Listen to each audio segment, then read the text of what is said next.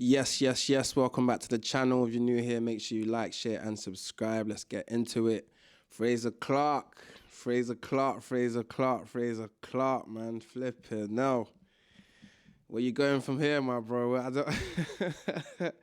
Alright, Jeamie TKV manages to win the British heavyweight title, defeating Frazer Clarke in a 12-round decision.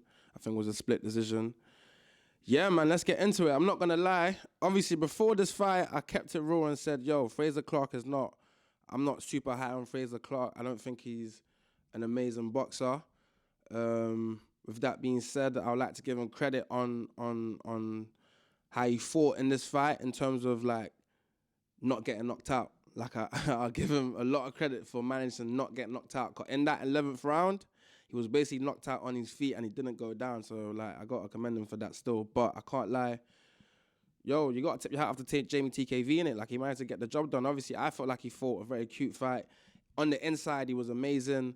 All them hooks, them left hooks, like, it was amazing. Like, bro, like, I feel like he fought the game that he was meant to fight. I feel like Frazer Clarke fought the game that was more in favor of Jeamie TKV because I didn't even know. Like, obviously, I've seen before prior, especially in the David Adelaide fight, but like Jeamie TKV's inside game is very, very good. Like, it's very, very good. Like, when he's on the inside, when he's close up to you, like, he's getting so many jabs in, so many punches in, so many body shots in. Like, he was working my man's body, like, for long periods of the fight. When they got to the later rounds, the back end of the fight, Frazer Clarke was just gassed out. He was just tired. Like, from like round 8, 9, I could see my man was knackered. Like, he was knackered. The way he was breathing, when he was going back to his corner, with the way he's like, even before he sits down, I can tell, like, you're knackered. You're knackered. He's got his arms on the ring. He's just breathing heavy.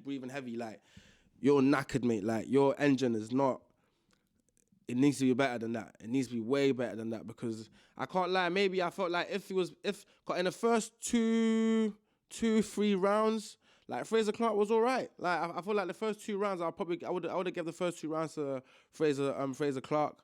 The third round, yeah, like, third round it can go either way. But after that, like, it just went all downhill. It was like each round just getting more and more tired. He was still landing shots. Don't get it twisted. He was still landing shots, like, especially like the uppercuts. The uppercuts he was landing on Jeamie was really, like, really good still, like some really good uppercuts. But it just wasn't damaging Jeamie like how you'd think it would. Whereas the shots that Jeamie was landing, there was cleaner shots, a lot cleaner, more efficient. I'd say, like, the work that Jeamie was doing was more efficient work. Scoring points as well, like was scoring as well. But it's like, I feel like it was chipping away at Frazer way more than what Frazer's shots was chipping away at Jeamie. Does that make sense? I feel like everything that Jeamie was doing was accumulating to a point where it was like it was actually damaging Frazer Clarke. Whereas the stuff that Frazer Clarke was doing to Jeamie, I feel like it might have caught your eye and it might have licked Jamie's head back, but I don't think it was really damaging him like that. So it was like, even that, like, in my previous video, I said I'm not even too sure about Frazer's punch power. Like, he's a big guy, but it's like, I don't know if he's got a mad knockout power like that because Jeamie ate a lot of them shots. He ate a lot of them shots. Like, it was like there was not really too much power in them shots. There wasn't too much power. Like, it wasn't, like, it looked like it, but the effect of it wasn't really telling, innit? But obviously,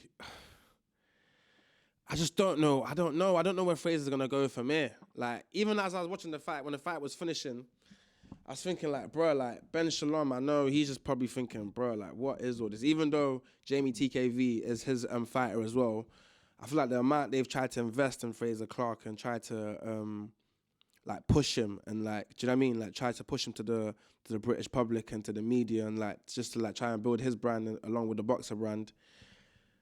Bro, like, where does he go from here, man? Like, because if I'm being honest, there's not even anyone really that I want to see him in with like that. Like, obviously, don't get it twisted. Like, I wouldn't mind seeing him with a David Adelaide. I wouldn't mind that. Even like a, I was even about to say like a Johnny Fisher, but it's like, what even is that? What even is the point of that? What does that prove or show? Like, do you know what I mean? What does that even do? Like, where does he go from here, man? Like, this is another loss. Your last fight was against Ebenezer Tete, and the fight before that was a Fabio Wardley loss.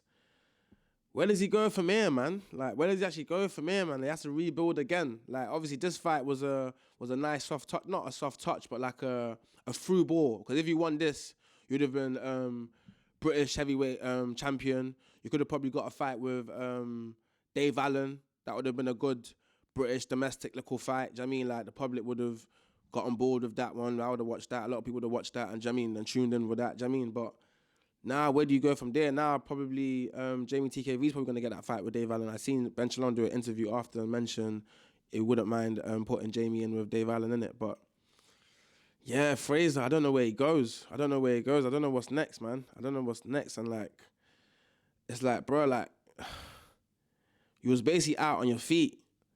Do you know what I mean? Like, you didn't get knocked down, but you was basically out on your feet. How much more of these kind of fights, this kind of punishment can you actually take? Like, how much more of this can you actually take, bro? Like, I'm sure he's got like a family in that. Like, how old is Frazer? Let me even check how old Frazer. Let me check how old he is. Okay, yeah. No, he's just 34. Like, that's not too bad for a heavyweight. He's still got a couple more years in him. If he wants to come back, he can come back, innit? Like, if he wants to come back, he can come back. Like I said before, like, Frazer Clarke's not my favourite heavyweight boxer. He's not my favourite boxer in any capacity still, but like, if he wants to come back, he can come back, in it. Like, I don't think he needs to retire, but I just don't know where he goes from here. Like, this, I just feel like this is another defeat that just makes him just look worse, like, in terms of just the perception of Frazer Clarke. Is like, it's just hard to buy into. Like, I don't buy into the monstrous power. I don't buy into that he's like some sort of like good boxer, just because I'm sure, obviously, I think he won bronze in the Olympics. Like, the whole package or whatever they're trying to sell me on Frazer Clarke, I just don't buy it, man. I just feel like he's just very, very just meaty, like, he's just very mediocre, just a mediocre boxer.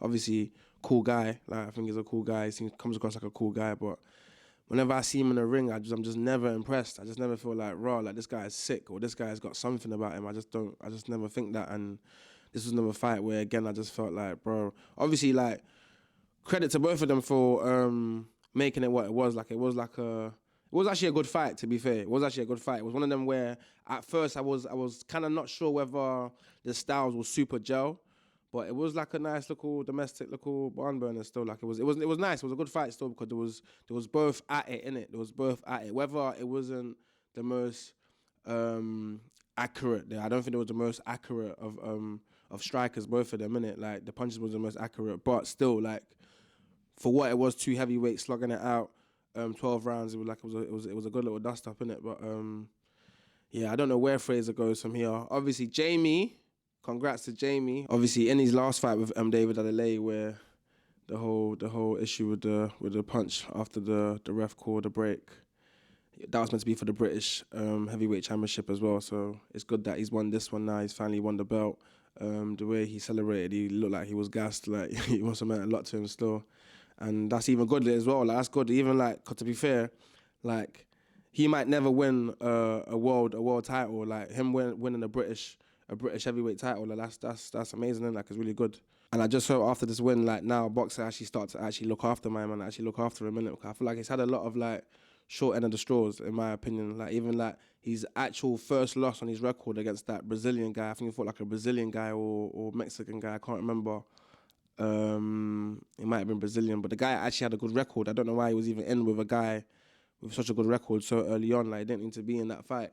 So I feel like now, hopefully, after he's actually got a title now, he's got the British heavyweight championship, hopefully they can actually match him a bit better. That's a bit more favourable to him, and just move him up a bit. And in the game, you never know where he could get to, innit? Like, look at Fabio Wally. Fabio Wally is the WBO world heavyweight champion of the world, innit? So at the end of the day, like, if Jeamie's matched correctly, you never know, innit? You never know. It's like, for example, it's like Ajit Caballero. Like, Caballero, like, is a fighter where, like, when he beat, who did he beat again? Was it Zhang? I think it was when did he beat Zhang? I'm sure he beat Zhang. Let me even double check. Yeah, Zhang. Yeah, when he beat Zhang, I feel like he was a fighter where it's like, he's kind of come out of the woodworks. I feel like people knew that he was good, but it's like, after seeing him against different fighters and seeing that, how he fights is very difficult for other fighters to find answers to the questions that he's asking. Like, you never know. It could be the same thing for Jeamie. That's not me saying Jeamie could be a world champion or anything like that, or he's world level. I'm just trying to say, like, if he's matched correctly, and he gets the experience and he gets the confidence and he starts. Do you know what I mean? Whether it's getting, I don't know what his full team is like. I don't know if he's got a nutritionist. I don't know how he preps for fights and whatnot. But if his career starts going on the up, you never know how much more he can become as well, innit? If that makes sense, innit? Sometimes you just need a little chance and then you can build on that. You never know where it can get to, like take Fabio Wardley. Do you know what I mean? So it's a good win for him. Hopefully Ben Shalom looks after him now, and hopefully he can actually push on from here, innit? Actually like further his career. You know what I mean? You never know where you can take it, innit? You get me? So yeah, credit to Jeamie. Good fight in the end. Frazer, Clarke, I don't know where you're gonna go next, but you can still come again. Bro. Like, it's not the end of the world. You just have to rebuild, innit? You have to just start from the ground, back up, innit? You never know. Same time, you're 34. If you can get like 3 fights next year, 3 fights the following year, that's 6 fights in 2 years. You never know where you could be at the end of them 6 fights. And if you can get a few wins, more wins than losses, you never know. And at the same time, you get me. But that's my opinion. That's my thoughts on the fight.